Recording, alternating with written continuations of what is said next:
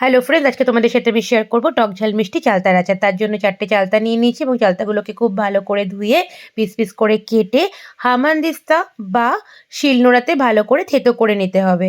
তারপর আমরা কড়াইতে গরম জল করব। গরম জলের মধ্যে আমরা দিয়ে দেবো, গরম জলটা যখন ফুটতে থাকবে তখন কিছুটা গুড় এবং চিনি সমপরিমাণে মিশিয়ে তার মধ্যে আমরা দিয়ে দেবো। সেই সাথে দিয়ে দেবো লঙ্কার গুঁড়ো, নুন একসাথে। এবং যখন ভালো করে জিনিসটা ফুটে উঠবে তখন আস্তে আস্তে আমরা তার ভেতরে মিশিয়ে দেব চালতাগুলোকে। ছোট থেকে মা আমাকে অনেক রকম আচার করে খাইয়েছে, কিন্তু তখন তো আমাদের ছোটবেলাতে ভিডিও ছিল না, তাই সেগুলো ভিডিও করে রাখা হয়নি, শেয়ারও করতে পারিনি। এবং এখন যখন মা সেই জিনিসগুলো আবার করে রিপিট করে বানায়, চেষ্টা করি তোমাদের সাথে শেয়ার করতে। দেখো এখানে বেশ জিনিসটা ফুটতে শুরু করেছিল। সেই সময় যখন এভাবে ফুটবে তখন এর মধ্যে আমরা দিয়ে দিয়েছি যে পাতিলেবুর রস করে রেখেছিলাম সেটাকে।